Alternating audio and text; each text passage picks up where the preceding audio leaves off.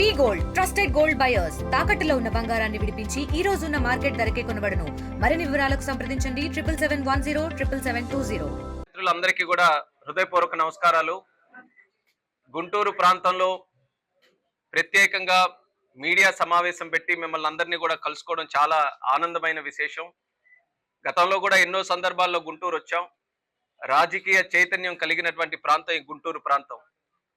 కేవలం ఆంధ్రప్రదేశ్ రాష్ట్రానికే కాదు, భారతదేశానికి ఎంతో మంది మహానుభావులు ఈ గడ్డ నుంచి పుట్టి ఎన్నో రకాలైనటువంటి సంస్కరణలకి, ఎన్నో పోరాటాలకి, విప్లవాలకి దారితీసినటువంటి సందర్భం మనందరం కూడా చూసాం.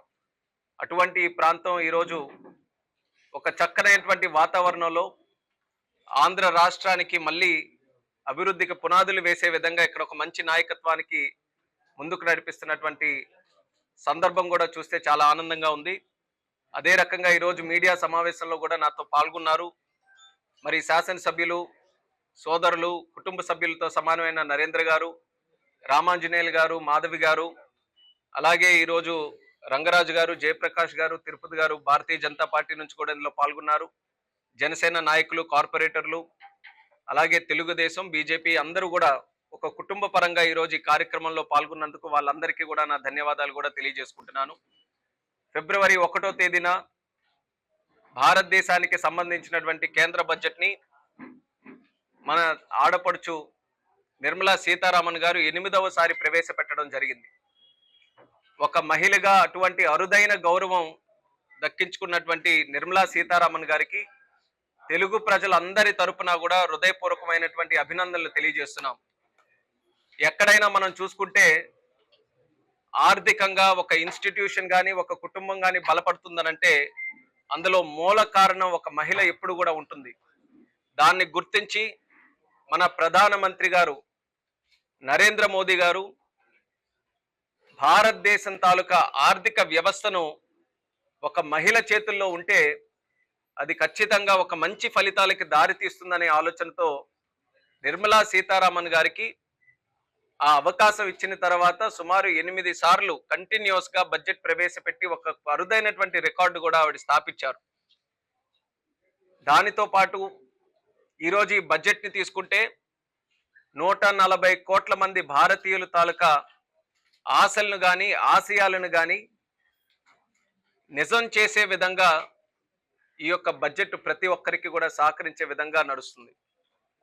అందులో అతి ముఖ్యమైనటువంటిది నరేంద్ర మోదీ గారు ఒక ఆలోచనతో వికసిత్ భారత్ 2047 అంటే 100 సంవత్సరాలు మన భారతదేశానికి స్వాతంత్రం వచ్చినటువంటి సందర్భంగా భారతదేశం ఒక డెవలప్డ్ నేషన్ గా తయారు చేయాలి, ఆ ఆశయంతో ప్రతి ఒక్కరూ కూడా ముందుకు నడవాలి అని ఏదైతే ఒక అంశం ఉందో ఆ అంశానికి బలాన్నిచ్చే విధంగా, పునాదులు వేసే విధంగా ఈ యొక్క బడ్జెట్ ప్రవేశపెట్టారని కూడా తెలియజేసుకుంటున్నాను.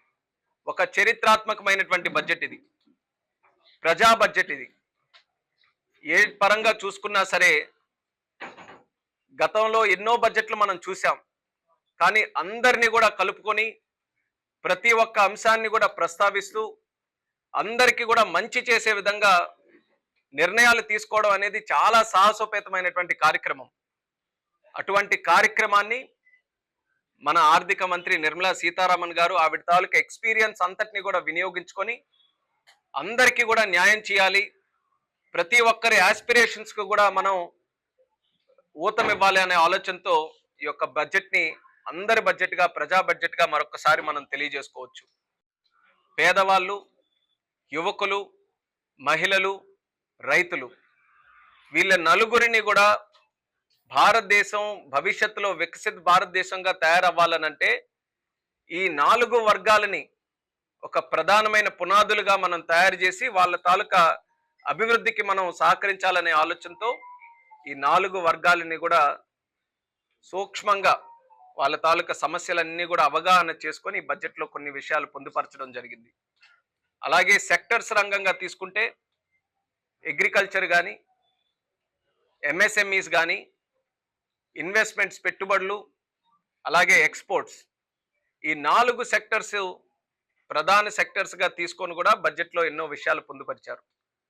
అగ్రికల్చర్కి సంబంధించి భారతదేశంలో ప్రధానంగా ఈరోజు వ్యవసాయ రంగం అందరికీ కూడా ఆక్యుపేషనల్ ఈరోజు ఒక ప్రొఫెషన్గా ఉన్నటువంటి రంగం అది. అటువంటి రంగాన్ని ఎల్లప్పుడూ కూడా మనం కంటిన్యూస్గా సపోర్ట్ చేస్తూనే ఉండాలి. అలాంటి రంగానికి ఈరోజు ఒక కొత్త విధానంతో వెనుకబడినటువంటి జిల్లాలు దేశంలో ఏవైతే ఉన్నాయో అటువంటి ఒక 100 జిల్లాలని ఎంచుకొని ధనధాన్య పథకం కింద ఆ జిల్లాలకి విత్తనం దగ్గర నుంచి మార్కెట్కి వెళ్ళేంత వరకు, అమ్మకం జరిగేంత వరకు కూడా అన్ని ఏరియాస్లో కూడా సపోర్ట్ సిస్టమ్స్ క్రియేట్ చేయాలన్న ఆలోచనతో ఒక కొత్త పథకాన్ని బడ్జెట్ ద్వారా ప్రవేశపెట్టడం జరిగింది. ఆ కార్యక్రమం దేశంలో వెనుకబడినటువంటి జిల్లాలు ఎక్కువగా వాళ్ళు పెట్టుబడులు ఆశిస్తారు. కానీ ఇప్పుడు మారుతున్నటువంటి ప్రపంచంతో వ్యవసాయంతో కూడా చక్కనైనటువంటి ఆదాయం సంపాదించుకోవచ్చు అనే మార్గంలో ఆ వెనుకబడినటువంటి జిల్లాలని ఎంచుకొని ఈ యొక్క స్కీమ్ ద్వారా అగ్రికల్చర్తో లింకప్ చేసి డెవలప్ చేయాలనేది ఒక మంచి పథకాన్ని ఇప్పుడు ప్రారంభించడం జరుగుతుంది. కిసాన్ క్రెడిట్ కార్డ్స్ గతంలో ఎంతో మంది లక్షల మంది రైతులకి ఇచ్చాం. అందులో సుమారు 3 లక్షల లిమిట్ పెట్టుకొని ఇచ్చాం. ఆ 3 లక్షలను కూడా ఈరోజు ఇంప్రూవ్ చేసి 5 lakhs వరకు కూడా ఆ బడ్జెట్ని కూడా వాళ్ళకి సంబంధించినటువంటి క్రెడిట్ లిమిట్ని కూడా ఇంక్రీజ్ చేయడం జరుగుతుంది. ఇన్సూరెన్స్కి సంబంధించి అగ్రికల్చర్ ఇన్సూరెన్స్ ఎప్పటికప్పుడు ఆ విషయం మీద చర్చలు కూడా జరుగుతూ ఉంటాయి. ఒక విపత్తు వచ్చినా, రైతుకి ఎక్కడ ఇబ్బంది వచ్చినా సరే ఇమీడియట్గా చర్చ అంతా కూడా దాని మీదే, ఇన్సూరెన్స్ మీదే జరుగుతుంది. అలాంటి ఇన్సూరెన్స్ సెక్టర్ని కూడా బలపరిచేందుకు ముఖ్యంగా రైతులకి అలాంటి సమయంలో, విపత్తు సమయంలో కానీ కష్ట సమయంలో ప్రభుత్వం నుంచి చక్కగా సహకారం అందించే విధంగా పిఎం ఫసల్ బీమా యోజన కూడా గతంలో పెట్టాం. ఆ ఫసల్ బీమా యోజనకి సుమారు 12,242 కోట్లు కూడా ఈ బడ్జెట్ ద్వారా శాంక్షన్ కూడా చేయించడం జరుగుతుంది. అలాగే రాష్ట్రీయ కౌశల్ వికాస్ యోజన వ్యవసాయానికి సంబంధించినటువంటిది, దానికి సుమారు 8,500 కోట్ల రూపాయలు. అంటే వ్యవసాయానికి ఒక పక్కన బలాన్ని ఇస్తూ భవిష్యత్తులో కూడా వ్యవసాయ రంగం ఇంకా రాణించాలంటే, రైతులు ఇంకా దాని మీద ఆధారపడినటువంటి వాళ్ళ తాలూకు ఆదాయం పెరగాలనంటే ఏ కార్యక్రమాలు చేయాలి, ఎంత బడ్జెట్ కేటాయింపులు ఉండాలనేది చాలా చక్కగా ఈ యొక్క బడ్జెట్లో కూడా రూపకల్పన చేయడం జరిగింది. అలాగే ఇంకొక సెక్టర్ ఎంఎస్ఎంఈ సెక్టర్. ఈరోజు అందరూ కూడా ఉద్యోగాల కోసం ఎంత ఆరాటపడుతున్నారో మనం చూస్తున్నాం. అలాంటిది ఉన్న సెక్టర్ను మనం ఇంప్రూవ్ చేసుకోవాలి. మీడియం, మైక్రో, అలాగే స్మాల్ స్కేల్ ఇండస్ట్రీస్ ఈరోజు భారతదేశం అభివృద్ధికి చాలా గట్టి పునాది ఈ యొక్క ఎంఎస్ఎంఈ సెక్టర్. అటువంటి సెక్టర్ని ఫర్దర్ ఇంప్రూవ్ చేస్తే ఒక పక్కన జాబ్ క్రియేషన్, అలాగే ఎకనామిక్ యాక్టివిటీ రెండింటిని కూడా టార్గెట్ చేసుకోవచ్చు అన్న ఆలోచనతో సుమారు ఎంఎస్ఎంఈకి కూడా క్రెడిట్ కార్డ్స్ కొత్తగా ఒకటి పెట్టి దాని తాలూకా లిమిట్ని కూడా ఏదైతే 5 lakh ముందు ఉండేదో అది కూడా 10 lakh వరకు కూడా క్రెడిట్ కార్డ్స్ ఏదైతే ఎంఎస్ఎంఈ సెక్టర్కి ఉన్నటువంటి వారికి ఇస్తున్నామో అది కూడా లిమిట్ని ఈరోజు డబల్ చేస్తూ 10 లక్షల వరకు చేయడం జరుగుతుంది. ఎక్కువగా స్టార్టప్ కల్చర్ ఉంటుంది. కొత్తగా ఎంఎస్ఎంఈస్లో, స్మాల్ స్కేల్ ఇండస్ట్రీస్లో మంచి ఐడియాస్తో కొత్త ఇండస్ట్రీస్ని కూడా స్టార్టప్ చేయాలని ఎంతో మంది ముఖ్యంగా యువకులందరూ కూడా ఈరోజు ఇన్వాల్వ్ అయ్యి కొత్త కంపెనీలన్నీ కూడా పెడుతున్నారు. అటువంటి స్టార్టప్ ఇండస్ట్రీస్కి సుమారు 10,000 కోట్ల రూపాయలు అదనంగా బడ్జెట్ కూడా కేటాయించడం జరిగింది. అలాగే మహిళలు, ముఖ్యంగా ఎస్సీ ఎస్టీ రంగంలో ఉన్నటువంటి వారు, అటువంటి వారికి కూడా ప్రోత్సాహం ఇస్తూ ప్రతి ఒక్కరికి కూడా ఇండివిజువల్గా 2 కోట్ల వరకు కూడా లోన్ తీసుకునేటటువంటి సామర్థ్యం ఈ బడ్జెట్ ద్వారా వాళ్ళందరికీ కూడా కల్పిస్తున్నాం. అలాంటిది సుమారు 10,000 మంది మహిళల్ని ఐడెంటిఫై చేసి వాళ్ళందరికీ కూడా లోన్ల రూపంలో ఫైనాన్షియల్ సపోర్ట్ ఇస్తూ వాళ్ళని కూడా చక్కగా ఒక ఆంటర్ప్రినర్స్గా తయారు చేయాలన్న ఆలోచనతో ఈ బడ్జెట్ ద్వారా ఒక ప్రత్యేకమైనటువంటి పథకం కూడా ఏర్పాటు చేయడం జరుగుతుంది. పెట్టుబడులను కూడా మనం ఇంప్రూవ్ చేయాలి. పెట్టుబడులు అంటే కేవలం భారతదేశంలో ఉన్నటువంటి ప్రజల పెట్టుబడులే కాకుండా ఎఫ్డిఐని కూడా, ఫారిన్ డైరెక్ట్ ఇన్వెస్ట్మెంట్ కూడా మనకి అట్రాక్టివ్గా గ్లోబల్గా మనం చూసుకుంటే భారతదేశం మీద బ్రాండ్ ఇమేజ్ ఈరోజు చాలా పెద్ద ఎత్తున పెరిగింది. దానికి కారణం కూడా మన ప్రధానమంత్రి నరేంద్ర మోదీ గారిని తెలియజేసుకోవాలి. ఆయన గత 10 సంవత్సరాలు బలమైనటువంటి నాయకం మన రాష్ట్రానికి, మన దేశానికి ఇస్తూ ఆ నాయకత్వం ద్వారా ఒక మంచి బ్రాండ్ ఇమేజ్ క్రియేట్ చేస్తూ ఒక ఆత్మవిశ్వాసం ప్రతి ఒక్క భారతీయుడిలో. పెద్ద పెద్ద దేశాలు, పెద్ద పెద్ద నగరాలు చూసి మనం కూడా భారతదేశంలో అటువంటి సామర్థ్యం మనకుంది, మనం కూడా సాధించగలం అనేటటువంటి విశ్వాసం ప్రతి ఒక్కరిలో ఈరోజు నింపగలిగారనంటే దానికి కారణం మన ప్రధానమంత్రి నరేంద్ర మోదీ గారి తాలూకా నాయకత్వం అనేది మళ్ళీ మళ్ళీ తెలియజేసుకోవచ్చు. అటువంటి నాయకత్వంతో ఎంతో మంది పెట్టుబడులు మన భారతదేశంలో పెట్టడానికి అనుకూలంగా ఉండే విధంగా ఫారెన్ డైరెక్ట్ ఇన్వెస్ట్మెంట్ ను కూడా ఎంకరేజ్ చేస్తూ వాళ్ళని కూడా 100% ఇన్వెస్ట్మెంట్ కొన్ని సెక్టర్స్ లో, ఇన్సూరెన్స్ లాంటి సెక్టర్స్ లో 100% కూడా ఇన్వెస్ట్ చేసే విధంగా కొన్ని నిర్ణయాలు కూడా తీసుకున్నాం. దానివల్ల స్థానికంగా మనకున్నటువంటి సామర్థ్యం కూడా పెరుగుతుంది.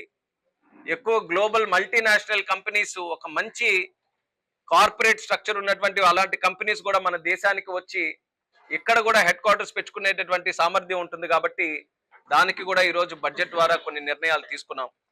అలాగే మనకి తీసుకుంటే ఇది మన ముఖ్యమంత్రి వర్యులు చంద్రబాబు నాయుడు గారు కూడా చాలా ఇష్టంగా మాట్లాడేటటువంటిది ఆర్టిఫిషియల్ ఇంటెలిజెన్స్. రేపు భవిష్యత్తుని నిర్ణయించేది ఆర్టిఫిషియల్ ఇంటెలిజెన్స్, అలాగే డీప్ టెక్నాలజీ. అది కానీ సక్రమంగా మనం వినియోగించుకుంటే రేపు రాబోతున్నటువంటి కాలంలో మనం అందరం కూడా లీడ్ తీసుకొని అన్ని రంగాల్లో కూడా లీడ్ తీసుకునేటటువంటి అవకాశం ఈ యొక్క రంగాల ద్వారా ఉంటుంది. కాబట్టి అది చంద్రబాబు నాయుడు గారు కూడా ఒక సందర్భంలో, ప్రధానమంత్రి గారు కూడా ఎన్నో సందర్భాల్లో ప్రపోజ్ చేయడం జరిగింది. ఆర్టిఫిషియల్ ఇంటెలిజెన్స్ ఒకప్పుడు ఐటీలో మన భారతదేశం ఎలా లీడ్ తీసుకొని ఈరోజు ప్రపంచంలోనే ఐటీలో ఒక బ్రహ్మాండమైన పేరు సంపాదించుకున్నామో, ఆర్టిఫిషియల్ ఇంటెలిజెన్స్ లో కూడా అలాగే మనం ఇప్పటి నుంచే అడుగులు ముందుకు వేయాలని సజెస్ట్ చేశారు. దాని సందర్భంగా ఈరోజు ఒక 5 artificial intelligence regional centres and 1 centre of excellence కూడా ఈ బడ్జెట్ ద్వారా ప్రవేశపెట్టడం జరుగుతుంది. అది కూడా మన ఆంధ్రప్రదేశ్ రాష్ట్రంలో ఒకటి ఎస్టాబ్లిష్ చేయాలని మన రాష్ట్రం తరపున కూడా దానికి కృషి కూడా మనం చేస్తున్నాం. Make in India, make for the world. ఈరోజు ప్రపంచంలో ఎక్కడా కూడా యూత్ తాలూకా కొరత అన్ని దేశాల్లో కూడా ఉంటుంది. కానీ మన భారతదేశంలో అత్యధికంగా యువశక్తి ఈరోజు మనకు లభిస్తుంది. కాబట్టి అందరి తాలూకా దృష్టి భారతదేశం మీదే ఈరోజు ఉంది. అలాంటి ఈ భారతదేశం తాలూకా యువత ప్రపంచంలో ఉన్నటువంటి అవకాశాలన్నీ కూడా సద్వినియోగం చేసుకోవాలనంటే ఆ అవకాశాలకి తగ్గట్టుగా వాళ్ళందరికీ కూడా ట్రైనింగ్ కానీ, కెపాసిటీ బిల్డింగ్ కానీ, స్కిల్లింగ్ కానీ ఇలాంటి రంగాల్లో వాళ్ళందరికీ కూడా ముందుకు రానిచ్చాలి. అందుకనే make in India, make for the world కాన్సెప్ట్తో ప్రత్యేకంగా centre of excellence for skilling ఇవి కూడా మన భారతదేశంలో ఏర్పాటు చేయాలనే ఆలోచనతో ఈ బడ్జెట్లో కూడా దానికి కూడా కొంత నిధులు కేటాయించడం జరిగింది. అలాగే అటల్ టింకరింగ్ ల్యాబ్స్ ఒక సక్సెస్ఫుల్ ప్రాజెక్ట్. అది స్కూల్ స్థాయిలోనే పిల్లలందరికీ కూడా ఒక ఇన్నోవేటివ్నెస్ కానీ, క్రియేటివ్నెస్ కానీ చిన్నపిల్లల్లో ఆ సామర్థ్యం పెంచడానికి అటల్ టింకరింగ్ ల్యాబ్స్ అనేవి స్కూల్స్తో జోడించి, కాలేజెస్తో జోడించి ఎన్నో రంగాల్లో పెట్టాం. దానికి ఈరోజు మళ్ళీ ఇంకా ముందుకు నడిపిస్తూ 50,000 అటల్ టింకరింగ్ ల్యాబ్స్ కూడా ఈ బడ్జెట్ ద్వారా కేటాయించడం జరిగింది. ఇలా చూసుకుంటే అన్ని రంగాల్లో ఎక్స్పోర్ట్స్ కూడా సంబంధించి ఎక్స్పోర్ట్స్ లో నాన్ కీ సెక్టర్స్, అలాగే ఎక్స్పోర్ట్ ప్రమోషన్ మిషన్, ఇలా ఎన్నో కార్యక్రమాలు చేస్తూ మన ప్రొడక్షన్ కెపాసిటీ ఏదైతే ఉందో దాన్ని పెంచుకొని స్ట్రాటజిక్ సెక్టర్స్, స్టీల్ కావచ్చు, లేకపోతే మైనింగ్ సెక్టర్స్ లాగా చూసుకుంటే ఐరన్ ఓర్, కోల్ కావచ్చు, లేకపోతే అగ్రికల్చర్ ప్రొడక్షన్ లో మనం తీసుకోవచ్చు. వీటన్నిటి కూడా లోకల్ డిమాండ్ తో పాటు ఇంటర్నేషనల్ గా కూడా ఎక్స్పోర్ట్ చేసుకొని ఆ అడ్వాంటేజ్ ను కూడా భారతదేశం సంపాదించుకునే విధంగా ఈ బడ్జెట్ ద్వారా ఎక్స్పోర్ట్స్ ను ప్రమోట్ చేసే విధంగా ఒక మిషన్ కూడా ఏర్పాటు చేసి దాని వైపు కూడా అడుగులు వేయడం జరుగుతుంది. ఇలా చూసుకుంటే ఎన్నో కార్యక్రమాలు బడ్జెట్ ద్వారా, ఎందుకంటే కీ సెక్టర్స్ ఫోకస్ చేయాలన్న ఆలోచనతో ఈ 4 చెప్పాం. ఇంకా చాలా సెక్టర్స్, హెల్త్ కానీ, ఎడ్యుకేషన్ కానీ, వీటన్నిటికీ గతంలో పోల్చుకుంటే బడ్జెట్ కేటాయింపులు కూడా పెంచి అన్ని రంగాలను కూడా ముందుకు నడిపించే విధంగా ఈరోజు కేంద్ర బడ్జెట్ ఒక చక్కనైనటువంటి విజన్తో ముందుకు నడుస్తుందని కూడా తెలియజేసుకుంటున్నాను. అలాగే అన్నిటికంటే ముఖ్యమైనటువంటిది ఇన్కమ్ ట్యాక్స్ లో ఒక చరిత్రాత్మకమైనటువంటి నిర్ణయం తీసుకొని 12 లక్షల వరకు ఇన్కమ్ ఉన్నటువంటి వారికి 0 ఇన్కమ్ ట్యాక్స్ అనే నిర్ణయం ఒక విప్లవాత్మకమైనటువంటి నిర్ణయం, సాహసోపేతమైనటువంటి నిర్ణయం. అటువంటి నిర్ణయం తీసుకున్నటువంటి నిర్మలా సీతారామన్ గారికి, దానికి గైడెన్స్ ఇచ్చినటువంటి ప్రధానమంత్రి నరేంద్ర మోదీ గారికి భారతీయులందరి తరపున కూడా నా హృదయపూర్వకమైనటువంటి ధన్యవాదాలు తెలియజేసుకుంటున్నాను. ఎంతో కాలం నుంచి మిడిల్ క్లాస్ అందరూ కూడా ఒక రకమైనటువంటి ఒక భావనతో ఉన్నారు, మమ్మల్ని ఏమైనా ఇగ్నోర్ చేస్తున్నారా అని. అటువంటి వాళ్ళందరికీ కూడా గుర్తించి ప్రధానమంత్రి గారు కూడా ఎప్పుడు ఒకటే చెప్తుంటారు, ఈ భారతదేశం ముందుకు నడుస్తుందనంటే దానికి ప్రధానమైనటువంటి కారణం మన మిడిల్ క్లాస్, మధ్య తరగతి కుటుంబాలు, మధ్య తరగతి వర్గం. ఏ ఇండస్ట్రీ అయినా ఏ సెక్టర్ అయినా తీసుకోండి, దానికి గట్టిగా పునాది వేసినటువంటి వర్గం ఈ యొక్క మిడిల్ క్లాస్ వర్గం. నీతిగా నిజాయితీగా బ్రతికే వాళ్ళు, ఇన్కమ్ ట్యాక్స్ ను కూడా అందరూ కూడా రూల్స్ అన్ని కూడా పాటించి ప్రతి ఒక్కరు కూడా ప్రభుత్వానికి గౌరవిస్తూ ట్యాక్స్ కూడా పే చేసేవాళ్ళు. అటువంటి వాళ్ళకి మనం ఊరట కల్పించాలి, వాళ్ళకి మరింత ఫైనాన్షియల్ స్టెబిలిటీ ఇవ్వాలి.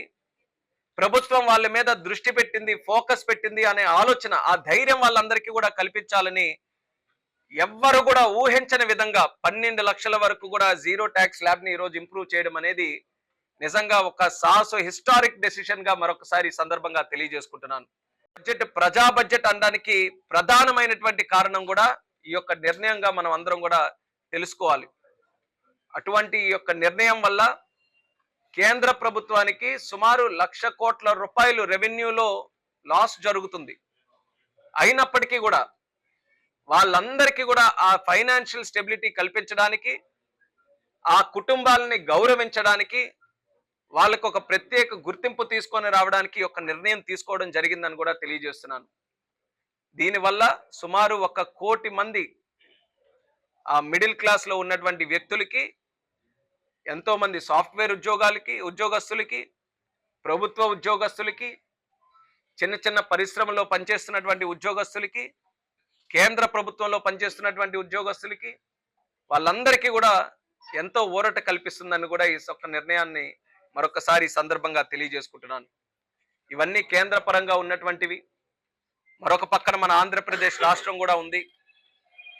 ఆంధ్రప్రదేశ్ రాష్ట్రం 2024 జనరల్ ఎలక్షన్స్ తర్వాత ఎన్డీఏ ప్రభుత్వం ఏర్పడినటువంటి సందర్భంలో ఒక డబుల్ ఇంజిన్ సర్కార్ తాలూకా స్పీడ్ తో రాష్ట్రాన్ని అభివృద్ధి చేస్తామని కంకణం కట్టుకొని మన ముఖ్యమంత్రి గారు ప్రజలందరికీ కూడా ఒక విశ్వాసం కల్పించడం జరిగింది. ఆ విశ్వాసాన్ని నిలబెడుతూ గత 7 నెలలుగా కేంద్ర ప్రభుత్వం నుంచి ఆంధ్రప్రదేశ్ రాష్ట్రానికి వచ్చినటువంటి సహకారం నా భూతో నా భవిష్యత్ అన్న విధంగా ఎన్నడూ జరగనటువంటి విధంగా ఆంధ్రప్రదేశ్ రాష్ట్రానికి మన విభజన చట్టంలో ఉన్నటువంటి హామీల్ని ఒక పక్కన నెరవేరుస్తూ, అదనంగా ఒక ప్రత్యేకమైనటువంటి దృష్టి మన ఆంధ్రప్రదేశ్ మీద పెడుతూ ఎన్నో బడ్జెట్లో ఎన్నో నిధులు కూడా కేటాయింపులు జరిగాయని మరొకసారి ప్రస్తావిస్తున్నాను. బడ్జెట్ ద్వారా, రెగ్యులర్ స్కీమ్స్ ద్వారా జరగాల్సినటువంటి కేటాయింపులు అన్ని కూడా జరుగుతాయి. రాష్ట్రాలకి ఇన్ఫ్రాస్ట్రక్చర్ ఫండ్ ఏదైతే రాష్ట్రానికి ఇవ్వడం జరుగుతుందో కేంద్రం నుంచి, అది కూడా గతంలో చంద్రబాబు నాయుడు గారి కేంద్ర ప్రభుత్వానికి రిక్వెస్ట్ చేస్తే ఈసారి దాని తాలూకా లిమిట్ కూడా, రాష్ట్రానికి ఇన్ఫ్రాస్ట్రక్చర్ ఫండ్ ఏదైతే కేంద్రం నుంచి వస్తుందో ఆ లిమిట్ కూడా పెంచడం జరిగింది. అలాగే చంద్రబాబు నాయుడు గారు మరొక సందర్భంలో రిక్వెస్ట్ చేశారు, జల్ జీవన్ మిషన్ గత 5 సంవత్సరాలు వైఎస్ఆర్ కాంగ్రెస్ పార్టీ ప్రభుత్వంలో 15,000 కోట్ల రూపాయలు ఇస్తే దాన్ని అంతటిని కూడా దుర్వినియోగం చేసి ఎక్కడా కూడా ఒక్క స్కీమ్ ప్రాపర్ గా చేసినటువంటి పరిస్థితి లేదు. ఈ రాష్ట్రంలో 15,000 కోట్ల రూపాయలు కేంద్రం నుంచి నిధులు తీసుకొని వస్తే అది అక్షరాల వేస్ట్ చేసినటువంటి పరిస్థితి గత 5 సంవత్సరాలు ఉండింది. మళ్ళీ చంద్రబాబు నాయుడు గారు వచ్చిన తర్వాత ఆ స్కీమ్ మీద ఒక రివ్యూ పెట్టి మళ్ళీ ఆ స్కీమ్ ని పూర్తి శాతం మనం చేయాలనంటే దాని తాలూకా బడ్జెట్ ఈరోజు 70,000 కోట్ల రూపాయలకి వెళ్ళింది. గత ప్రభుత్వం చేసినటువంటి తప్పుల వల్ల సుమారు 30 కోట్లతో అవ్వాల్సినటువంటి ప్రాజెక్టు ఈరోజు ఒక పక్కన 15,000 కోట్ల రూపాయలు లాసు, అలాగే ఇప్పుడు అదనంగా మనం చూసుకుంటే 70,000 కోట్ల రూపాయలు ఖర్చు పెట్టాల్సినటువంటి పరిస్థితి వచ్చింది. అందులో కూడా చంద్రబాబు నాయుడు గారు కేంద్ర ప్రభుత్వానికి రిక్వెస్ట్ చేస్తే ఈ సంవత్సరంతో అయిపోతున్నటువంటి జల్ జీవన్ స్కీమ్ను కూడా మరొక 3 సంవత్సరాలు 28 వరకు దాన్ని ఎక్స్టెండ్ చేస్తూ ఈ బడ్జెట్ లో కూడా దాన్ని ప్రస్తావించడం జరిగింది. దానికి తాలూకా బెనిఫిట్ చాలా పెద్ద ఎత్తున మన ఆంధ్రప్రదేశ్ రాష్ట్రానికే ఉంటుందని కూడా ఈ సందర్భంగా తెలియజేస్తున్నాను. అది ఎన్డీఏ ప్రభుత్వం తాలూకా ఎలక్షన్ హామీ కూడా ఒకటి, ఇంటింటికి కుళాయి ఇస్తామని. అది జల్ జీవన్ మిషన్ ద్వారానే అవుతుంది. కాబట్టి ఈరోజు ఏదైతే ఈ ఎక్స్టెన్షన్ వచ్చిందో ఈ ఎక్స్టెన్షన్ సద్వినియోగం చేసుకొని మన ఆంధ్రప్రదేశ్ రాష్ట్రంలో ప్రతి ఇంటికి కూడా కుళాయి ఇచ్చే విధంగా ఈ యొక్క పథకాన్ని మనం సద్వినియోగం చేసుకోబోతున్నామని కూడా తెలియజేస్తున్నాను. గతంలో 1% కూడా దానికి ఫిల్లింగ్ ఎర్త్ వర్క్ కూడా చేసినటువంటి సందర్భం లేదు. కేవలం 5 సంవత్సరాల కాలం గడిపారు, మాయమాటలు చెప్పారు, ప్రెస్ ముందుకు వస్తే బూతులు తిట్టారు, ప్రతిపక్షం మీద దాడులు చేశారు, కక్షలు సాధించుకున్నారు. కానీ ప్రజలకు ఉపయోగపడిన కార్యక్రమం ఏదైనా చేశారంటే ఏమీ లేదు.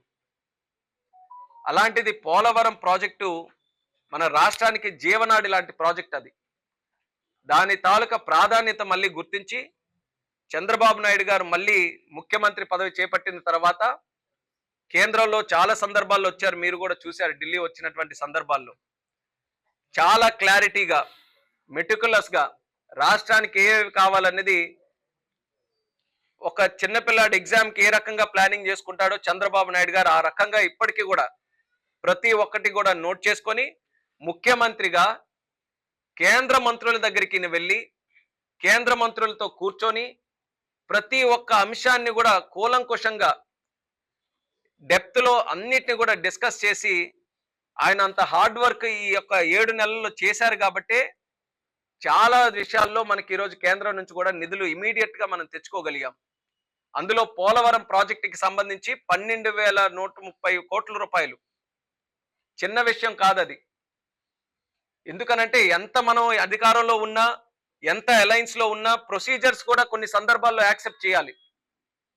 గతంలో వాళ్ళు చేసినటువంటి తప్పులు, జగన్మోహన్ రెడ్డి తాలూకా నిర్ణయాలు కానీ వాళ్ళ ప్రభుత్వం చేసినటువంటి తప్పులు కానీ ఈరోజు కొన్ని సందర్భాల్లో నిధులు తీసుకొని రావాలంటే అడ్డంకులుగా మారాయి.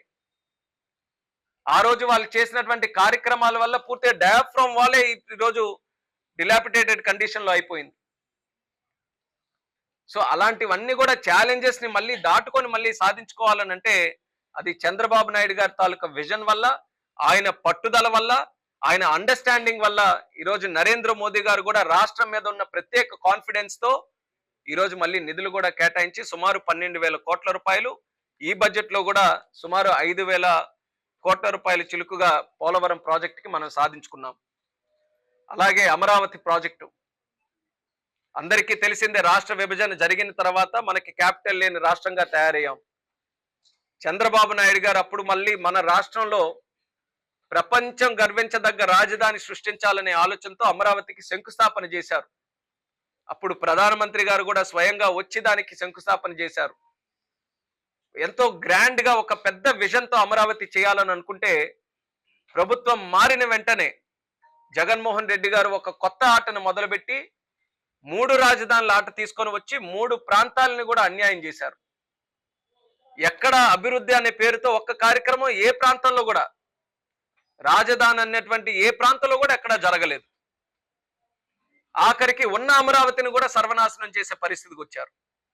మళ్ళీ చంద్రబాబు నాయుడు గారు వచ్చిన తర్వాత ఒక రాష్ట్రం ఉన్నప్పుడు చక్కగా ఒక క్యాపిటల్ ఉండాలి, అందరూ గర్వించదగ్గ రాజధాని ఉండాలి, ప్రపంచంలోనే ఉన్నతమైన వాళ్ళందరూ కూడా అక్కడికి వచ్చి గర్వంగా ఫీల్ అయ్యే విధంగా తయారు చేయాలని మళ్ళీ కేంద్రం తాలూకా సహకారంతో 15,000 కోట్ల రూపాయలు స్పెషల్ బడ్జెట్ దానికి కేటాయించడం జరిగింది. అలాగే హడ్కో నుంచి కూడా సుమారు 16,000 కోట్ల రూపాయలు అదనంగా కూడా ఎన్నో ప్రాజెక్ట్స్ కి శాంక్షన్ చేసుకున్నాం. అన్ని ప్రాజెక్ట్స్ కూడా ఇప్పుడు స్టార్ట్ అవుతున్నాయి. మళ్ళీ ఏదైతే మనం అమరావతిని ఒక వరల్డ్ క్లాస్ సిటీగా తయారు చేయాలనుకుంటున్నామో కేంద్రం తాలూకా సపోర్ట్ తో ఆ కార్యక్రమాన్ని కూడా ముందుకు నడిపిస్తున్నాం. అలాగే నేను ఉత్తరాంధ్ర ప్రాంతం నుంచి చెందినటువంటి వాడిని, శ్రీకాకుళం పార్లమెంట్కి 3వ పార్లమెంట్ సభ్యుడిగా గెలిచిన వాడిని. నా తాలూకా కూడా మీరు పర్ఫార్మెన్స్ లాస్ట్ 10 years లో చూస్తే ఎక్కువగా నేను మాట్లాడిన 2 విషయాలు ఉన్నాయి. ఆంధ్రప్రదేశ్ రాష్ట్రానికి రైల్వే జోన్ కావాలని మొట్టమొదటిగా 2014లో ఎంపీ అయిన దగ్గర నుంచి 24 వరకు కూడా ఎప్పుడు పార్లమెంట్ సెషన్ అయినా ఖచ్చితంగా రైల్వే జోన్ గురించి ఒక్కసారైనా ప్రస్తావించకుండా మానలేదు. ఎందుకనంటే మన ప్రాంతానికి, ముఖ్యంగా మా ఉత్తరాంధ్ర ప్రాంతానికి చిరకాల కోరికగా ఉన్నటువంటి ఆ రైల్వే జోన్ ని విభజన చట్టంలో పెట్టిన తర్వాత ఎలాగైనా సాధించుకోవాలనే ఆలోచనతో ఎన్నో పోరాటాలు చేశాం. అటువంటిది లాస్ట్ 5 years లో కేవలం విశాఖపట్నం నగరంలో 52 ఎకరాలు ఇవ్వలేకపోవడం వల్ల రైల్వే జోన్ సాధించుకోలేకపోయామంటే ఎంత చేతకాని ప్రభుత్వం 5 సంవత్సరాలు ఉందో ఒక్కసారి ఆంధ్ర ప్రజలు గమనించాలి. మళ్ళీ మన ప్రభుత్వం వచ్చిన తర్వాత ఆ 52 ఎకరాలు కూడా దానికి ఇమీడియట్ గా క్లియర్ చేసి రైల్వేకి ఆ ల్యాండ్ ని అప్పచెప్పిన తర్వాత మొన్న ప్రధానమంత్రి గారు విశాఖపట్నం వచ్చి నూతన రైల్వే జోన్ కి అక్కడ హెడ్ క్వార్టర్స్ కి శంకుస్థాపన కూడా చేశారని గర్వంగా తెలియజేసుకుంటున్నాం. దానితో పాటు మొన్ననే మనం చూసాం, కేబినెట్ లో కూడా పాస్ చేశాం. గుంటూరు, గుంతకల్, విజయవాడ అలాగే వాల్టేర్ డివిజన్ ని ఇంగ్లీష్ వాళ్ళు వదిలినటువంటి వాల్టేర్ పేరుని తీసి విశాఖపట్నం అన్న పేరుతో ఒక కొత్త డివిజన్ కూడా ఏర్పాటు చేసి ఒక జోన్ ని ఏర్పాటు చేయాలి, సౌత్ కోస్ట్ జోన్ అన్నట్టుగా ఒక కేబినెట్ నిర్ణయం కూడా తీసుకున్నాం. అంటే 7 నెలల్లోనే 5 సంవత్సరాలు వాళ్ళు చేయలేనటువంటి పని ఈరోజు 7 నెలల్లో పూర్తి చేశామని కూడా ఈ సందర్భంగా తెలియజేస్తున్నాను. మన విశాఖపట్నం స్టీల్ ప్లాంట్, విశాఖ ఉక్కు ఆంధ్రుల హక్కు అన్నటువంటి పోరాటం కేవలం ఉత్తరాంధ్ర ప్రాంతానికే కాదు, ఈ గుంటూరులో జరిగింది, రాయలసీమలో జరిగింది, తెలంగాణలో జరిగింది. ప్రతి ఒక్క తెలుగువాడు కూడా కలిసికట్టుగా స్థాపించినటువంటిది ఆ విశాఖ ఉక్కు స్టీల్ ప్లాంట్. అటువంటి స్టీల్ ప్లాంట్ ను కూడా కాపాడుకోవాలి, నష్టాల్లో వెళ్ళిపోతున్నా సరే దానికి ఒక మా దారి చూపించాలని గతంలో ఎన్నో సందర్భాల్లో పార్లమెంట్లో నేను కూడా ప్రస్తావించాను. అటువంటి ఆ సమస్యని మళ్ళీ చంద్రబాబు నాయుడు గారు, మళ్ళీ కేంద్ర ప్రభుత్వం, ముఖ్యంగా ప్రధానమంత్రి గారు అలాగే నిర్మలా సీతారామన్ గారి దగ్గరికి ఎన్నో సందర్భాల్లో వెళ్ళి చర్చించారు. పరిస్థితులు ఎలాగున్నా, ప్లాంట్ తాలూకా పరిస్థితులు ఏ రకంగా ఉన్నా సరే ఎక్కడా కూడా నో కాంప్రమైజ్ యాటిట్యూడ్తో విశాఖపట్నం స్టీల్ ప్లాంట్ అంటే అది ఖచ్చితంగా మన దగ్గరే ఉండాలి, మనతోనే ఉండాలి అనే ఆలోచనతో బల్లగుద్ది మరి చెప్పారు. కాబట్టే కేంద్రం కూడా దానికి సహకరించి చరిత్రలో ఎప్పుడూ లేని విధంగా 10,450 కోట్ల రూపాయలు రిలీజ్ చేయించామని కూడా ఈ సందర్భంగా తెలియజేస్తున్నాను. దీనికి ఒక సంఘటన కూడా మనం గుర్తు చేసుకోవాలి. గతంలో కూడా ఇలాగే విశాఖపట్నం స్టీల్ ప్లాంట్ కి ఒక సందర్భంలో ఇబ్బందులు వస్తే ఆ రోజు తెలుగుదేశం పార్టీ తరఫున పార్లమెంటరీ పార్టీ లీడర్ గా ఎర్రనాయుడు గారు ఉండేవారు. అప్పుడు ముఖ్యమంత్రిగా చంద్రబాబు నాయుడు గారు ఉన్నారు, ప్రధానమంత్రిగా అటల్ బిహారీ వాజ్పేయి గారు ఉన్నారు. ఇదే సమస్య, ఇలాంటి ఇష్యూనే వస్తే అప్పుడు మళ్ళీ వాజ్పేయి గారి దగ్గరికి తీసుకొని వెళ్ళి ఒక స్పెషల్ మీటింగ్ ని ఏర్పాటు చేసి అప్పుడున్నటువంటి డెట్ ని రీస్ట్రక్చరింగ్ చేసి మళ్ళీ విశాఖపట్నం స్టీల్ ప్లాంట్ లాభాల్లో ఎలా చేయాలన్న దానికి ఒక మంచి ఆలోచనతో ఆ రోజు ఎన్డీఏ ప్రభుత్వంలోనే ఒక సహకారం అందించి ముందుకు నడిపించాం. మళ్ళీ ఆ మాటని, ఆ గౌరవాన్ని మళ్ళీ ఎన్డీఏ ప్రభుత్వం తరపున నిలబెట్టుకున్నామని కూడా తెలియజేస్తున్నాను. 7 నెలల్లోనే విశాఖపట్నం స్టీల్ ప్లాంట్ భవిష్యత్తుని కాపాడుకునే విధంగా ఈరోజు బడ్జెట్లో కూడా దానికి సంబంధించి కేటాయింపులు జరిగాయి. కేబినెట్ ద్వారా 10,450 కోట్ల రూపాయలు కూడా దానికి కేటాయించాం. అది ఎట్టి పరిస్థితుల్లో పరిరక్షించుకుంటాం. దాన్ని లాభాల్లో ఎలా తీసుకొని రావాలనేది, ఏ సంస్కరణలు చేయాలనేది దాని మీద దృష్టి పెట్టుకుంటూ ఈరోజు ముందుకెళ్తున్నాం. అలాగే కొప్పర్తి నోడ్ కానీ, ఓర్వకల్లు ఇండస్ట్రియల్ నోడ్స్ దానికోసం కూడా నిధులు కేటాయించాం. అలాగే మనకి నక్కపల్లిలో బల్క్ డ్రగ్ పార్క్ కానీ, అలాగే మనకి బీపీసీఎల్ రిఫైనరీ రామాయపట్నంలో కానీ, ఇలా ఎన్నో కార్యక్రమాలు మనం లెక్క వేసుకుంటే 7 నెలల్లో అసలు ఒక్క పెట్టుబడి కూడా రానటువంటి రాష్ట్రంగా ఆంధ్రప్రదేశ్ రాష్ట్రాన్ని జగన్మోహన్ రెడ్డి గారు తయారు చేస్తే ఆ బ్రాండ్ని మళ్ళీ మార్చి ఈరోజు ఎన్ని స్టేట్స్తో మనం కంపీట్ చేయాలి? మన పక్కన ఉన్నటువంటి తెలంగాణతో, ఒరిస్సాతో, తమిళనాడుతో, కర్ణాటకతో వాళ్ళకి ఎక్కడ కూడా తుగ్లక్ పరిపాలన లేదు, బ్రహ్మాండంగా అభివృద్ధి చెందాయి. మనం ఈ 5 సంవత్సరాలు తుగ్లక్ పరిపాలనలో 20 సంవత్సరాలు వెనక్కి వెళ్ళాం. రాజధాని లేదు, సరైన ప్రాజెక్టులు లేవు, రోడ్డులు సరిగ్గా లేవు, నాయకత్వం సరిగ్గా లేదు, లా అండ్ ఆర్డర్ సరిగ్గా లేదు. అలాంటి 5 సంవత్సరాలు దాటినటువంటి ఆంధ్రప్రదేశ్ రాష్ట్రంలో మళ్ళీ బొజ్జగించి నచ్చజెప్పి ఒక పెట్టుబడి తీసుకొని రావాలనంటే ఎంత కష్టమో నేను కూడా ప్రత్యేకంగా చూశాను. అందులో ఒక సన్నివేశం చెప్పాలనంటే, దావోస్ లో కూడా నేను కూడా ఒక కేంద్ర మంత్రిగా పార్టిసిపేట్ చేస్తే మన ముఖ్యమంత్రి వర్యులు అలాగే మన యువ నాయకులు ఐటీ శాఖ మంత్రి లోకేష్ అన్న గారు అందరూ కూడా కలిసి వెళ్ళిన తర్వాత వాళ్ళతో పాటు అక్కడ మీటింగ్స్ లో కూర్చుంటే అందరికీ కూడా పరిచయం ఉంది. చంద్రబాబు నాయుడు గారి పరిచయం ఉంది, లోకేష్ అన్న గారి పరిచయం ఉంది, ఆంధ్రప్రదేశ్ రాష్ట్రం అంటే తెలుసు. వచ్చిన తర్వాత మనం ఎంతో ఉత్సాహంగా మీరు రండి, ఎన్డీఏ ప్రభుత్వం వచ్చింది, అభివృద్ధికి అనుకూలంగా ఉండే నాయకత్వం వచ్చింది, అన్ని రకాలుగా మీకు సహకరిస్తామనంటే రేపు భవిష్యత్తు ఎలా ఉంటుందో ఏంటండి, మాకేంటి పరిస్థితి అనే ప్రశ్న అలా అడుగుతున్నారనంటే వాళ్ళలో ఎంత బలంగా గత 5 సంవత్సరాలు ముద్రించబడిపోయిందో ఒకసారి చూడండి. అంటే జగన్మోహన్ రెడ్డి గారు చేసినటువంటి తప్పులు ఆంధ్రప్రదేశ్లో మాట్లాడుకుంటున్నాం, మన ప్రజలు తీర్పిచ్చారనేది మన వరకు తెలుసు. దావోస్ లో కూడా ఆయన చేసినటువంటి తప్పుల గురించి ప్రస్తావించుకుంటున్నారనంటే ఎంత భారీగా నష్టాలుగా చేశారనేది ఒకసారి గుర్తించాలి. అయినా సరే పట్టు వదలకుండా చంద్రబాబు నాయుడు గారు ప్రతి ఒక్కరిని కూడా, చిన్న పరిశ్రమలైనా పెద్ద పరిశ్రమలైనా, కంట్రీ హెడ్స్ తో మాట్లాడినా అందరికీ కూడా ఒక ప్రత్యేకమైనటువంటి విశ్వాసంతో నేను మీకు అండగా ఉంటాను, మీకు ఎలాంటి పర్మిషన్స్ కావాలన్నా, ఎలాంటి ఇన్సెంటివ్స్ కావాలన్నా మా ఆంధ్రప్రదేశ్ రాష్ట్రం రావడానికి నేను మీకు సహకారం చేస్తూనే ఉంటానని చెప్పి బలంగా వాళ్ళందరికీ కూడా ఒక కాన్ఫిడెన్స్ ఇస్తూ ఎన్నో కంపెనీలు ఈరోజు ఇక్కడికి రావడానికి సుముఖంగా ఉన్నాయనంటే దానికి కారణం మన ఎన్డీఏ ప్రభుత్వం, మన ముఖ్యమంత్రి గారు, ఉప ముఖ్యమంత్రి పవన్ కళ్యాణ్ గారు, అలాగే ప్రధానమంత్రి నరేంద్ర మోదీ గారు, వీళ్ళందరి తాలూకా నాయకత్వంలో ఏర్పడినటువంటి ఒక కాన్ఫిడెన్స్ అని కూడా ఈ సందర్భంగా తెలియజేస్తున్నాను. 7 నెలల్లో జరగరాని పనులు, జరగలేవు అన్నటువంటి పనులు కూడా ఈరోజు సాధించి తీర్చాం. ఇంకా చాలా ఉన్నాయి చేయాల్సినటువంటివి. ఒక పక్కన ఎన్నికల్లో ఇచ్చినటువంటి హామీలతో పాటు ఈ రాష్ట్రాన్ని కూడా దేశంలో ఒక నంబర్ 1 రాష్ట్రంగా తయారు చేయాలి. ఆ టాలెంట్ మన రాష్ట్రంలో ఉందని గుర్తించి చంద్రబాబు నాయుడు గారు ఇంకా భవిష్యత్తులో కూడా మంచి నిర్ణయాలతో ముందుకు నడవబోతున్నారు. ఈరోజు 7 నెలల పరిపాలన, బడ్జెట్ కూడా ఏదైతే ఉందో దానికి అనుకూలంగా, దానికి మరింత విశ్వాసం తోడు చేసే విధంగా ఈ యొక్క బడ్జెట్ కూడా మనకు రావడం అనేది చాలా శుభసూచకమైనటువంటి విషయం. ఇందులో ప్రతి ఒక్కరు కూడా పార్టిసిపేట్ చేయాలి.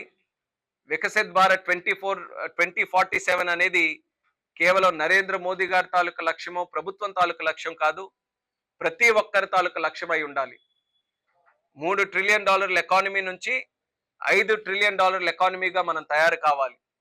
ప్రపంచంలోనే 5వ పెద్ద దేశంగా మనం ఉన్నాం, ఆర్థిక దేశంగా. 3వ స్థాయికి మనం వెళ్ళాలని ఒక లక్ష్యంతో మనం చేస్తున్నాం. ఈ లక్ష్యాలన్నీ కూడా మనం చేరుకోవాలనంటే ఇందులో అందరి తాలూకా పార్టిసిపేషన్ ఉండాలి. అదే మన ఎన్డీఏ ప్రభుత్వం తాలూకా మంత్రం, సబ్కా సాత్ సబ్కా వికాస్ అన్న విధంగా ప్రతి ఒక్కరం కూడా కలిసి పనిచేసి భారతదేశం తాలూకా అభివృద్ధి కోసం ప్రతి ఒక్కరు కూడా ఇందులో పార్టిసిపేట్ చేయాలి. దానికి అనుగుణంగా ఈరోజు చక్కనైనటువంటి బడ్జెట్ని ఏర్పాటు చేశారు. దీని తాలూకా లాభం ఒక పక్కన భారతదేశం అంతా ఉన్నప్పటికీ ఆంధ్రప్రదేశ్ రాష్ట్రానికి కూడా ఒక ప్రత్యేకమైనటువంటి ఫోకస్తో బడ్జెట్లో ఉన్నటువంటి ఎన్నో అంశాలు మనకు ఉపయోగపడబోతున్నాయని కూడా తెలియజేస్తున్నాను. అలాగే ఈరోజు ఒక మంచి టీం ఏర్పడింది. మన బీజేపీ, జనసేన, టీడీపీ రాష్ట్రంలో కానీ కేంద్రంలో కానీ ఈరోజు ఒక మంచి రిప్రజెంటేషన్ ఉంది, మంచి అవకాశం ఉంది. అలాగే గుంటూరుకి చెందినటువంటి ఎంపీ ఈరోజు ఒక మంచి కేంద్ర మంత్రిగా పెమ్మసాని చంద్రశేఖర్ గారు మా కొలీగ్గా అక్కడ ఉన్నారు, మంచి పేరు సంపాదించుకుంటున్నారు. ఆయన కూడా టెలికమ్యూనికేషన్స్కి ఈరోజు సహాయక మంత్రిగా ఉన్నారు. అందులో కూడా మీకు చెప్పాలంటే మొన్ననే బిఎస్ఎన్ఎల్కి సంబంధించి 17 సంవత్సరాల తర్వాత మళ్ళీ ప్రాఫిట్స్లోకి వచ్చింది. అంటే అందరూ కూడా రాసి పరేశారు, ఇంకా బిఎస్ఎన్ఎల్ తాలూకా పరిస్థితి అయిపోయిందనంటే ఈరోజు ఒక మంచి మంత్రులు జ్యోతిరాదిత్య సింధియా గారు, అలాగే పెమ్మసాని చంద్రశేఖర్ గారు లాంటి వ్యక్తులు ఈరోజు అది లీడ్ చేసుకుంటూ ఈరోజు చక్కగా లాభాల్లోకి తీసుకొని వచ్చారనంటే అసాధ్యమైనటువంటి పని ఏది కూడా ఉండదు. మంచి నాయకత్వం ఉండాలి. ఆ మంచి నాయకత్వం లేకే ఈరోజు రాష్ట్రం 5 సంవత్సరాలు కూడా వెనకబడిపోయినటువంటి రాష్ట్రంగా తయారైంది. ఒకసారి ప్రజలు కూడా గుర్తించాలి. అప్పుడు 2019లో 2024లో 2 మంచి యుఫోరియాతో 2 ప్రభుత్వాలు కూడా ఏర్పడ్డాయి. 2019లో 151 సీట్లు, ఇంకా తిరుగులేదు, 30 సంవత్సరాలు మాదే రాజ్యం అన్నట్టుగా ఇష్టానుసారంగా మాట్లాడారు. 2024లో మళ్ళీ అలాంటి యుఫోరియాతోనే ఒక బలమైనటువంటి నిర్ణయం ఆంధ్రప్రదేశ్ రాష్ట్ర ప్రజలు తీసుకొని ఎన్డీఏ ప్రభుత్వాన్ని గెలిపించారు. అప్పుడు ఫస్ట్ 7 నెలలు, ఇప్పుడు 7 నెలలు మీరు కంపేర్ చేయండి. ఇప్పుడు 7 నెలల్లో మేము సాధించినటువంటి సక్సెస్ అంతా కూడా నేను చెప్పాను. కేంద్ర ప్రభుత్వం నుంచి వచ్చింది కానీ, లేకపోతే అదనంగా రాష్ట్రంలో తీసుకున్నటువంటి నిర్ణయాలు కానీ. కానీ అప్పుడు 7 నెలలు మీరు తీస్తే మొట్టమొదటి స్టార్ట్ చేసిందే డిస్ట్రక్షన్ తో స్టార్ట్ చేశాడు. ప్రజావేదికను కూల్చినటువంటి సందర్భం మనందరికీ కూడా గుర్తుంది. వచ్చిన వెంటనే ఇసుకను ఆపేశారు. ఇసుక నుంచి డబ్బులు ఎలా సంపాదించుకోవాలన్న ఆలోచనతో ఇసుకని పూర్తిగా ఆపేసి అప్పుడున్నటువంటి కన్స్ట్రక్షన్ ఇండస్ట్రీ, ముఖ్యంగా కన్స్ట్రక్షన్ ఇండస్ట్రీ మీద బతికే కూలీలందరికీ కూడా జీవితం లేకుండా ఆ రోజు ఎంతో మంది ఆత్మహత్యలు చేసుకునే పరిస్థితి అప్పుడు తీసుకొని వచ్చారు. పెన్షన్లు పెంచుతామన్నాడు అప్పుడులో. 1000 రూపాయలు పెంచుతామని చెప్పి 5 సంవత్సరాలు తీసుకొని 250 చేశారు. అదే హామీ మేము కూడా ఇచ్చాం. 1000 రూపాయలు పెంచుతామని చెప్పాం. 1000 ఎరియర్స్ తో పాటు 3 నెలల తాలూకా ఎరియర్స్ తో పాటు మొట్టమొదటి నెల నుంచే 4000 పెంచినటువంటి ప్రభుత్వం మా ఎన్డీఏ ప్రభుత్వాన్ని తెలియజేసుకుంటున్నాను. ఇలా ఏ ఇష్యూస్ తో కూడా కంపేర్ చేసినా సరే అప్పుడేమో లా అండ్ ఆర్డర్ ప్రాబ్లం, ప్రతిపక్షం బయటకు రావడానికి లేదు, ఎవరు పల్లెత్తి మాట అనడానికి లేదు ప్రభుత్వం మీద. నిజమైనా సరే ఎవరు కూడా బయటకు వచ్చి ఎక్కడ కూడా ఒక మీడియాతో కూడా మాట్లాడినటువంటి పరిస్థితి లేదు. ఈరోజు స్వేచ్ఛ ఉందా లేదా? ఈరోజు ప్రతిపక్షానికి అడగండి, ఇష్టం వచ్చినట్టు మాట్లాడుతున్నారు లేదా వాళ్ళు కూడా? ఎన్డీఏ ప్రభుత్వంకి ఎప్పుడు కూడా law and order is a priority, constitution is a priority, democracy is a priority. వీటన్నిటిని కూడా మెయింటైన్ చేస్తేనే మనం అనుకున్నటువంటి లక్ష్యాలు కానీ రాష్ట్రం కానీ ముందుకు వెళ్తుందనే ఆలోచనతో చాలా పెద్ద మనసుతో చంద్రబాబు నాయుడు గారు కానీ పవన్ కళ్యాణ్ గారు కానీ ఈ రాష్ట్రంలో కొన్ని స్టాండర్డ్స్ని మళ్ళీ రీఎస్టాబ్లిష్ చేస్తున్నాం. అలాగని ఊరికే వదిలేసే పరిస్థితి కూడా ఉండదు. తప్పు ఎవరు చేశారో వాళ్ళందరికీ కూడా ఖచ్చితంగా రెడ్ బుక్ కూడా అమలు అవుతుందని కూడా ఈ సందర్భంగా తెలియజేస్తున్నాను. ఎవరు భయపడాల్సిన అవసరం ఏం లేదు. కాకపోతే ప్రతి ఒక్క దానికి కూడా ఒక ప్రాసెస్, ఒక ప్రొసీజర్ ఉంటుంది. అది ఖచ్చితంగా మేము ఫాలో అవుతాం. డెమోక్రటిక్ వాల్యూస్ని అప్హోల్డ్ చేస్తాం. ఆ పరంగానే మేము ముందుకు నడుస్తామని తెలియజేసుకుంటున్నాను. ఈరోజు ఎన్డీఏ ప్రభుత్వం డబుల్ ఇంజిన్ సర్కార్, ప్రజలు విశ్వాసంగా ఒక మంచి నాయకత్వానికి ఓటేస్తే దాని ప్రభావం ఏ రకంగా ఉంటుందనేది 7 నెలల్లో బ్రహ్మాండంగా చేసి చూపించాం. ఇది ఒక పునాదిగా భావిస్తూ భవిష్యత్తులో ఇంకా అంచెలంచెలుగా ఇంకా డబుల్ స్పీడ్తో ఈ డబుల్ ఇంజిన్ సర్కార్తో మనం ముందుకు వెళ్ళి ఆంధ్రప్రదేశ్ రాష్ట్రంలో ఉన్నటువంటి ఎన్నో సమస్యలకి ఒక పక్కన పరిష్కారం ఇస్తూ ప్రజలకు ఇచ్చినటువంటి హామీలు నిలబెట్టుకుంటూ ముందుకు వెళ్తూనే ఉంటామని కూడా ఈ సందర్భంగా తెలియజేస్తూ ఈరోజు ప్రస్తుతాలకు ముఖ్య అంశం కూడా కేంద్రం ఇచ్చినటువంటి బడ్జెట్ని అన్ని రాష్ట్రాల్లో అన్ని ప్రాంతాల్లో కూడా ఒక చర్చా వేదికగా జరగాలి. కేంద్రం తీసుకున్నటువంటి మంచి నిర్ణయాలు ప్రతి ఒక్కరికి కూడా మనం చేరవేయాలనే ఆలోచనతో ఎక్కడికక్కడ మంత్రులతో ఈ మీడియా సమావేశాలు పెట్టడం జరిగింది. అందులో నాకు గుంటూరులో ఈ సమావేశంలో పాల్గొనే అవకాశం రావడం నేను చాలా ఆనందంగా భావిస్తున్నాను. మిమ్మల్ని అందరినీ కూడా కలుసుకోవడం, ఇక్కడ మీతో పాటు పాల్గొనడం, దీనికి స్థానిక నాయకత్వం కూడా అందరూ కూడా ఈరోజు విచ్చేసినందుకు మరొకసారి వాళ్ళందరికీ కూడా నా ధన్యవాదాలు తెలియజేసుకుంటూ మీ అందరికీ కూడా సెలవు తీసుకుంటాను. రూపాయి తాలూకు విలువది అది డైరెక్ట్ గా ఒక నిర్ణయంతో చేసుకున్నటువంటిది కాదు, ఎన్నో రకాలైనటువంటి అంశాలతో కూడినటువంటిది. దానికి సంబంధించి ఫైనాన్స్ పరంగా కానీ దేశం పరంగా కానీ ఏవేవైతే నిర్ణయాలు తీసుకోవాలో ఖచ్చితంగా ఒక ప్రధాన అంశంగానే పెట్టుకొని తీసుకుంటున్నాం. అది ఇదిగో ఇది చేస్తే ఇది అవుతుంది అనేది లేదు. ఇంటర్నేషనల్ లెవెల్లో చాలా అంశాలతో కూడినటువంటిది. అది మీరు ఎలా ఉన్నారు, మేము కూడా అలాగే భారతదేశం స్ట్రాంగ్ అవ్వాలి, స్ట్రాంగ్ అయ్యి రూపాయి తాలూకు బలం కూడా పెరగాలనే ఆలోచనతోనే పనిచేస్తాం. ఉంది బ్రాండ్ ఇమేజ్ ఉంది కాబట్టే ఈరోజు వాళ్ళతో మాట్లాడడానికి కానీ కలవడానికి కానీ. మీకు ఒక విషయం ఇంకోటి కూడా చెప్పాలనంటే, దావోస్ లో అన్నిటికంటే బిజియెస్ట్ గా ఉన్నది మన ఇండియా పెవిలియన్. ఆ ఇండియా పెవిలియన్ లో బిజియెస్ట్ గా ఉన్నది ఆంధ్ర పెవిలియన్. మీకు ఆయన మీద ఆ నమ్మకం, ఆ బ్రాండ్ లేకపోతే అసలు ఎవరు వచ్చి కలిసేవారే కాదు కదా. ఖచ్చితంగా వస్తున్నారు, కలుస్తున్నారు, చంద్రబాబు నాయుడు గారితో మాట్లాడుతున్నారు, ఇంట్రెస్ట్ చూపిస్తున్నారు. కానీ వాళ్ళకున్న సందేహం కూడా వాళ్ళు వ్యక్తపరచాలి కదా. ఆ సందేహం ఏదైతే ఉందో ఆ సందేహం గత 5 సంవత్సరాలు వీళ్ళు చేసినటువంటి నష్టం ఎంతవరకు దారి తీసిందనంటే ప్రజల్లో ఇంకా సందేహం ఉండిపోయింది. నేను చెప్పడానికి కూడా దానికి కారణం ఏంటంటే, ఒక నాయకత్వం తప్పు చేస్తే దాని ప్రభావం ఖండాంతరాలు దాటి కూడా దీన్ని ఎంత వేటాడుతుంటుందని దీనికి ఇది ఒక ఉదాహరణ. ఇంపాక్ట్ అందులో మీకు ఇంకో రకంగా చెప్పాలనంటే కాంపిటీషన్ ఎక్కువగా ఉందండి. ఈసారి దావోస్ లో మీరు చూసుకుంటే మా అందరికి కూడా ఆశ్చర్యం కలిగింది ఏంటంటే కేరళ నుంచి కూడా ఒక మంత్రి వచ్చి మా దగ్గరికి ఇన్వెస్ట్మెంట్స్ తీసుకొని రావాలని ఆయన కూడా పోటీ పడుతున్నారు ఈ రోజులో. అంటే ఎక్కడ వేదిక దొరికితే అక్కడ ప్రతి ఒక్క రాష్ట్రం కూడా పెట్టుబడులు మా దగ్గరికే రావాలి అని ఆకర్షిస్తున్నాయి. మీకు ఒక పక్కన రాజధాని లేకుండా చేసిన రాష్ట్రం, లా అండ్ ఆర్డర్ సర్వనాశనం చేసి బ్రాండ్ ఇమేజ్ ని తీసేసిన రాష్ట్రం ఒక్కసారిగా ఫస్ట్ ఇయర్ లోనే వెళ్ళి అన్ని బాగున్నాయని చెప్పి చేసిన మిగతా రాష్ట్రాలతో పోటీ పడడం కష్టమే కదా. అందుకనే ఛాలెంజెస్ ఉన్నాయి, కానీ కాన్ఫిడెన్స్ కూడా ఉంది. ఆ కాన్ఫిడెన్స్ ని రియాలిటీగా గ్రౌండ్ లెవెల్లో ఇన్వెస్ట్మెంట్స్ రూపంగా మార్చడానికి కొంత ముందు వాళ్ళకు ఉన్నటువంటి ఆ ఫియర్స్ ఏవైతే ఉందో అవన్నీ కూడా తొలగించాలి. అది ఖచ్చితంగా చేయగలిగాం.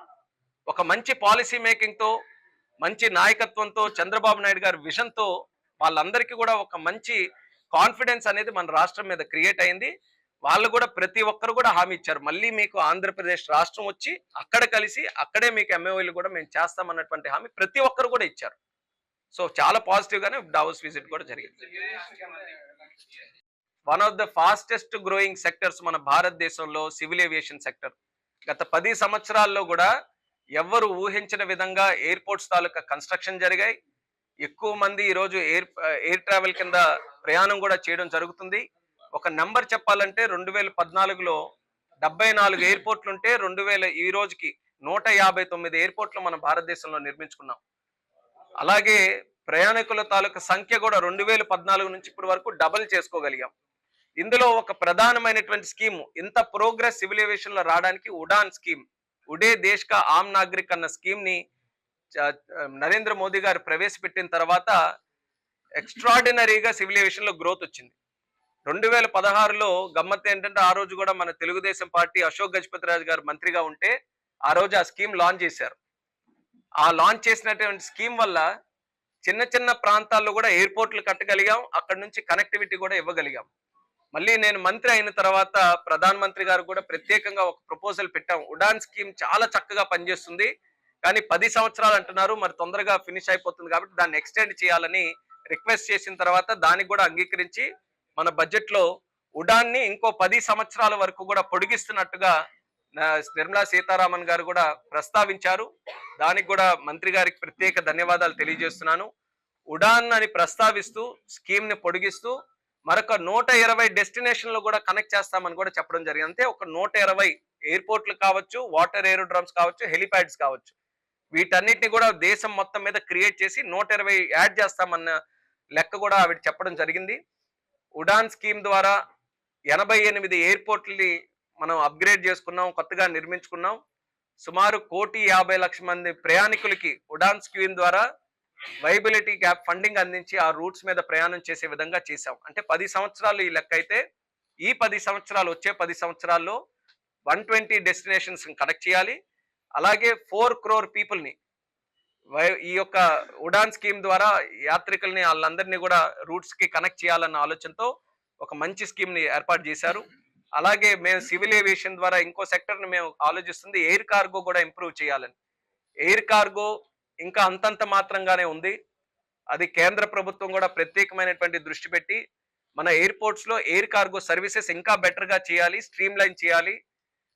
ఫార్మర్ దగ్గర నుంచి లోకల్ టు గ్లోబల్ కనెక్ట్ చేయడానికి మన దగ్గర ఏదైతే అగ్రికల్చరల్ ప్రొడక్షన్ ఉందో, పెరిషబుల్ గుడ్స్ ఉన్నాయో, ఎయిర్ కనెక్టివిటీ ద్వారా ఇతర దేశాలు కూడా పంపించే నెట్వర్క్ క్రియేట్ చేస్తూ వేర్ హౌసింగ్ అని దానికి సంబంధించిన సర్వీసెస్ అన్ని కూడా స్ట్రీమ్ లైన్ చేయాలని అది కూడా బడ్జెట్ లో పొందుపరచడం జరిగింది. అది కూడా మనకి చిన్న చిన్న ఎయిర్పోర్ట్లు ఎక్కడెక్కడైతే చిన్న చిన్న నగరాల్లో వస్తున్నాయో అలాంటి ప్రాంతాలకి కార్గో కనెక్టివిటీ కూడా ఒక మంచి ఎకనామిక్ యాక్టివిటీ క్రియేట్ చేస్తుంది. దాని మీద కూడా ఈ బడ్జెట్ ద్వారా మేము దృష్టి పెట్టబోతున్నాం. మరిన్ని వీడియోస్ కోసం ఛానల్ ని సబ్స్క్రైబ్ చేయండి. లేటెస్ట్ అప్డేట్స్ కోసం వాట్సాప్ ఛానల్ ని ఫాలో అవ్వండి. ఆ లింక్ డిస్క్రిప్షన్ లో ఉంది.